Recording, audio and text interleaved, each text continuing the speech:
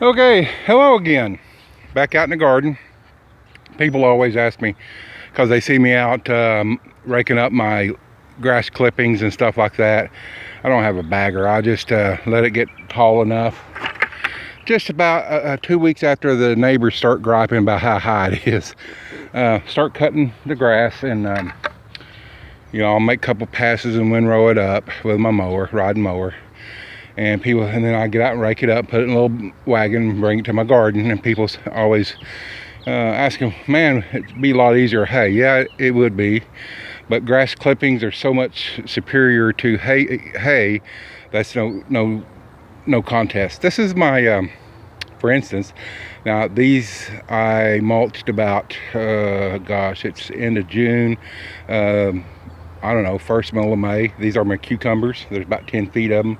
I think there's like 8 plants in here. You can see, I just got done picking them. This is some of the first ones off of there.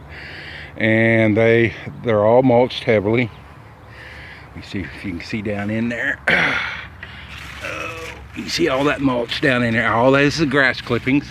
Now I do use hay from time to time if it gets dry and I just ain't getting much grass cutting. But this is a new garden. This is really the first spring that I planted. I moved there last fall. Had a little fiber pot garden there, and then this is.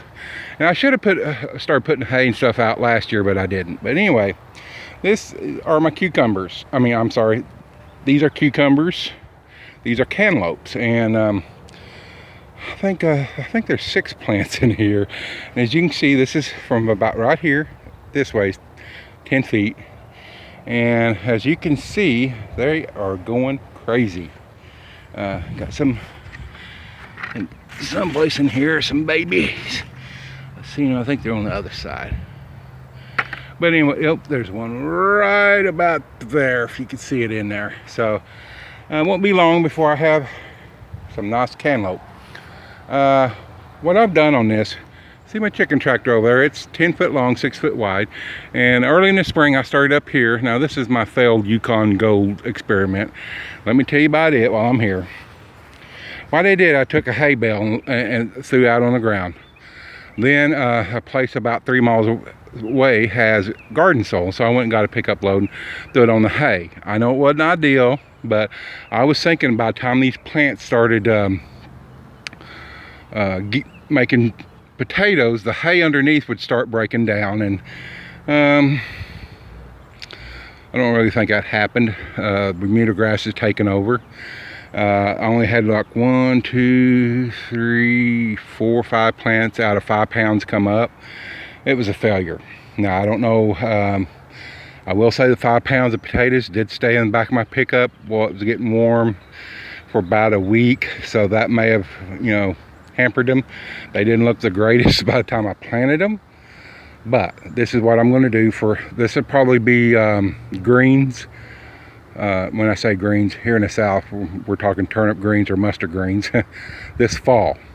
And what I'm going to do is come over and take newspaper and cardboard and put all over all this Bermuda grass, and then I'm going to come over that and put hay, probably a light soil covering a topsoil or garden soil or something like that to put the mustard greens in. Then I'm going to put hay over that, and so by next spring this will be awesome and this Bermuda grass will be dead. So anyway, that's this. Getting back to squirrel, getting back to my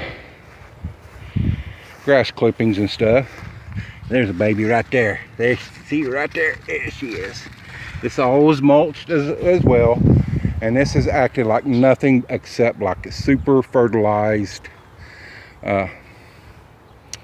garden plants, and no fertilizer other than yard clippings. Tomatoes over there, I gotta get those staked up. I should have already had them. They're going crazy. There again, those are mulched.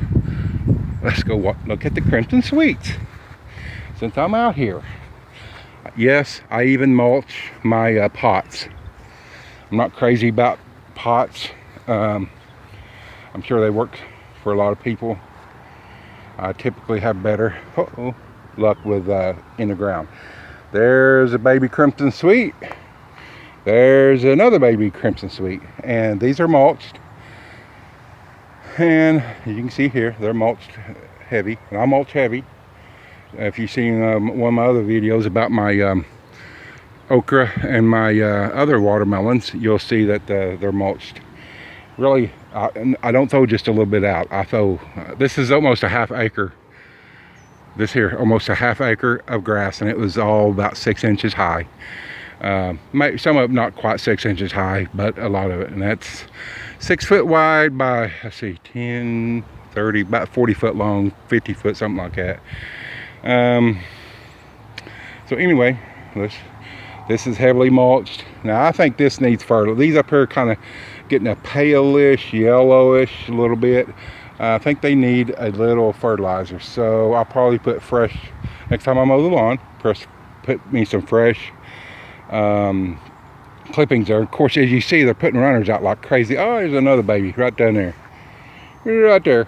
Oh man, I love crimson sweets.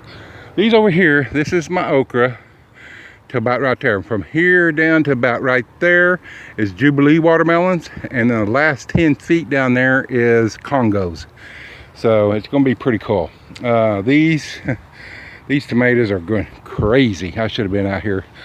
And these were planted about a month ago. I planted these sometime between middle and late May. Yes, it's very late.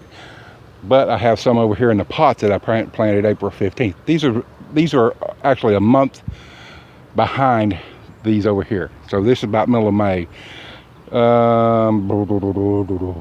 Serranos, I believe. Pretty sure those are Serranos. I already got some ready. And these are Country Taste, I believe. These were giving. So I planted these. I believe these are Country Taste. Look here. Look at this watermelon. Right down the tomato row. Huh. So anyway, I say that. This one right here, I bought from Walmart because it's a solar something other. It's supposed to be a heat tolerant variety. We'll see. There's my marigolds. This little guy here, I'm not sure if he's got too much chicken manure in him or what. He keeps growing, but as you can see, he's kind of sickly, so holding out hope for him. My jalapeno, there again, that's my marigolds. I just planted them about 2 weeks ago, I think, 3 weeks maybe. Some of them doing better than others. Wish I'd planted them same time I planted tomatoes. So anyway, as you can see, this needs more mulch. I didn't get this in here because the marigolds hadn't come up at that time, but now that they are, I'm going to come in here and mulch pretty heavy. As you can see, I need some mulch in here, cover these weak spots, and get my tomatoes staked up. So anyway, guys, that's the update here on why I use grass clippings, why I prefer, let me say I prefer grass clippings over just about anything else. And because as this breaks down, it fertilizes, keeps the moisture in, and it weeds. So 3 things. I mean, you just can't beat it. And I'll probably have to buy some hay. I'm going to eventually, before fall gardening gets here, I'm going to have all this in hay.